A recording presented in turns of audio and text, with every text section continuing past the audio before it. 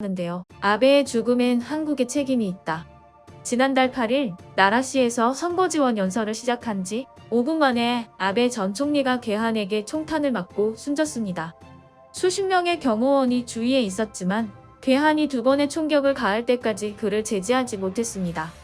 범인은 현장에서 바로 체포되었는데 거민이 통일교와 관련하여 아베에게 원한을 품고 범행을 저질렀다는 게 밝혀졌는데요.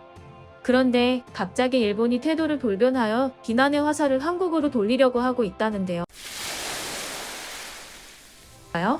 아베 전 총리가 거리 연설하던 중 괴한에게 습격을 받아 쓰러졌다는 보도 직후 SNS에는 제1동포의 소행이라는 글이 올라왔습니다.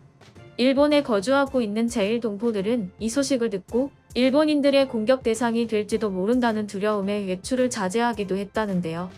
이런 소식에 대한민국 총영사관에서는 자국민 보호를 위해 급하게 SNS에 다음과 같은 트윗을 올렸습니다. 위험한 지역에는 접근하지 말고 신변의 위협을 느끼거나 위험한 상황이 발생할 경우 즉시 신고하라는 내용이었는데요. 다행히 혐한 범죄가 실제로 발생하지는 않았지만 혹시 모를 위험을 대비한 조치였습니다. 이를 본 일본 네티즌들은 왜 일어나지도 않은 일에 호들갑이냐? 오히려 혐한을 조장하는 건 한국이다. 와 같은 반응을 보였는데요. 하지만 이것은 과거의 일본이 자신들이 한 행동을 알면 절대 해서는 안 될 이야기입니다. 역사적으로 일본은 위기를 겪거나 내부에 문제가 발생할 경우 화살을 한국으로 돌리는 방식을 버릇처럼 아주 오래전부터 사용해왔기 때문인데요. 16세기 일본의 전국시대를 통일함으로써 최고 권력자가 된 도요토미 히데요시. 그는 일본을 하나로 통일을 하는 데는 성공했지만 기나긴 전쟁 과정에서 세력이 커진 지역 영주들의 세력에 큰 위협을 받고 있었습니다. 가장 세력이 큰 도요토미였지만 지역 영주들이 힘을 합쳐 자신을 공격한다면 무너질 수밖에 없는 상황이었는데 이를 타개하기 위해 선택한 것이 조선을 침략하는 것이었습니다. 이로 인해 1592년 임진왜란이 일어나게 되었습니다. 7년간의 오랜 전쟁 끝에 위대한 장군 이순신이 있었기에 왜군을 물리치는 데는 성공했지만 수십만 조선인들이 학살을 당했고 거의 모든 토지가 황폐화되어 많은 조선인들은 굶어 죽었습니다. 이처럼 임진왜란은 일본이 내부의 문제를 조선으로 화살을 돌려 일어난 크나큰 비극이었습니다. 이런 사례는 이뿐만이 아닙니다. 1923년 9월 1일 오전 11시 58분 일본의 관동 지방에서 대지진이 발생하였습니다. 최대 진도가 7이나 되는 큰 지진이었기에 사망자가 99,331명, 백만불명이 43,476명이나 되고 총 피해액이 65억엔이 넘는 엄청난 피해를 입게 되었습니다. 일본은 제1차 세계대전 후 경제대공황의 소용돌이 속에 휘말려 있었는데 이 재난으로 인하여 국가적인 위기에 처한 것입니다. 이런 위기가 발생하자 항상 그래왔듯이 일본의 야마모토 내각은 민심을 수습하기 위하여 계엄령을 선포하기로 합니다. 계엄령을 선포하기 위한 명분이 필요했는데 조선인들이 폭동을 일으켰다. 조선인들이 우물에 독을 탔다라는 유언비어를 조직적으로 유포시켜 결국 계엄령을 선포합니다. 일본 당국자들은 유언비어를 전파만 하는 것에서 멈추지 않고 민중들에게 확산시키기 위해 공작대까지 조직하여 그들로 하여금 방화, 동물 투입, 투탄 등의 테러 행위를 자행하여 마치 조선인들이 실제로 일으킨 것처럼 조작하였습니다. 일본 국민들은 한국인 폭동설을 그대로 믿었고 그 보복책으로 각 지방별로 자경단을 조직하였습니다. 전국적으로 3,700여 개의 자경단이 조직되었는데 군경과 자경단들은 한국인 6,000명 이상을 무차별적으로 학살하기 시작합니다. 일본 군경과 자경단들은 길을 가는 조선인들을 붙잡아 주고엔 고지센을 발음하도록 시킨 뒤 발음이 어색하면 어린아이, 여자 가리지 않고 잔인하게 학살했습니다.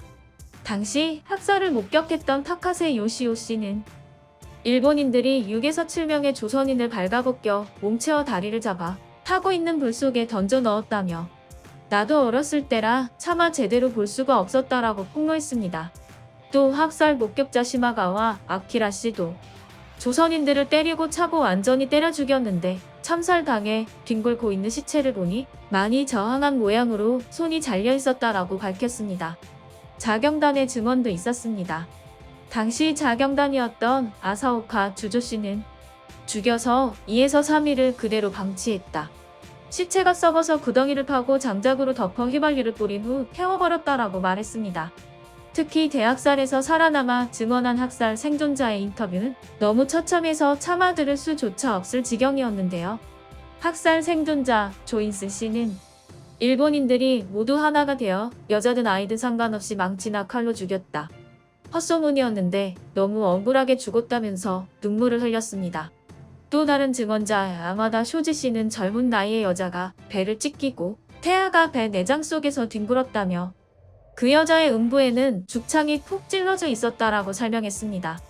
이 사건이 더 비극적인 것은 일본은 물론 한국에서조차 진상규명 시도가 제대로 이뤄지지 않은 점입니다. 일본 정부는 위안부 문제처럼 진상을 은폐하고 책임을 민간인에게 떠넘기고 교과서를 왜곡하였습니다. 그리고 이와 똑같은 일은 지금에도 일어나고 있습니다. 2021년 일본 후쿠시마현 앞바다에서 규모 7.3의 강진이 발생하자 조선인이 후쿠시마 우물에 독을 타는 걸 봤다라고 적힌 글이 트위터에 올라왔고 수백 건이 리트윗되며 빠르게 확산되었습니다. 만약 지금 이 인터넷이 보급되지 않아 거짓 정보임이 쉽게 드러나지 않는 상황이었다면 어떤 일이 일어났을지 상상만 해도 끔찍한 일입니다.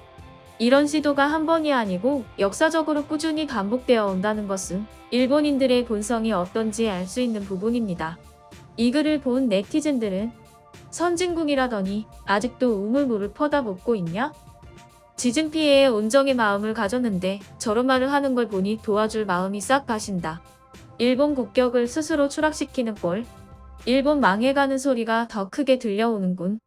반성 없는 세계 최악의 범죄자 집단. 독일처럼 용서를 구하면 서로 사이좋게 지낼 수 있을 텐데 바보같이 자신들의 무덤을 파고 있다. 같은 반응을 보였습니다. 이번 아베 피습 사건에서도 혐한 감정을 고의적으로 조작하고 있는 것을 볼 수 있는데요. 아베 총리 살해 피의자인 야마가미 데스야가 범행의 원인을 모친에게 과도한 헌금을 요구한 통일교에 대한 원한이라고 밝히면서 일본 정치권과 통일교의 연결고리가 심각한 의제로 떠오르게 되었습니다. 그러자 일본의 극우 논객 가도타료쇼는 인터넷 방송 DHC-TV에 출연해서 아베 총리가 통일교에 축전을 보내게 된 이유가 반기문 전 유엔 사무총장이 이를 종교와 무관한 혐오운동 행상인 것처럼 속였기 때문이라고 주장했습니다. 사실 아베 총리의 친동생이 통일교로부터 정치자금의 후원을 받았다고 직접 밝힌 시점에서 아베 총리가 통일교와 무관하다는 사실은 설득력이 떨어져 보입니다. 그리고 혐한 감정을 조장하는 것은 극우 논객뿐만이 아닙니다. 일본의 한 TV 방송에서도 일본 통일교에서 거둬들인 헌금이 한국으로 송금된다고 보도하고 있습니다. 통일교로 인해 아베가 사망하고 거액이 한국으로 송금되고 있으며 통일교를 만든 사람이 한국 사람이라는 점 등을 이용해 혐한을 조장하고 있는 것입니다.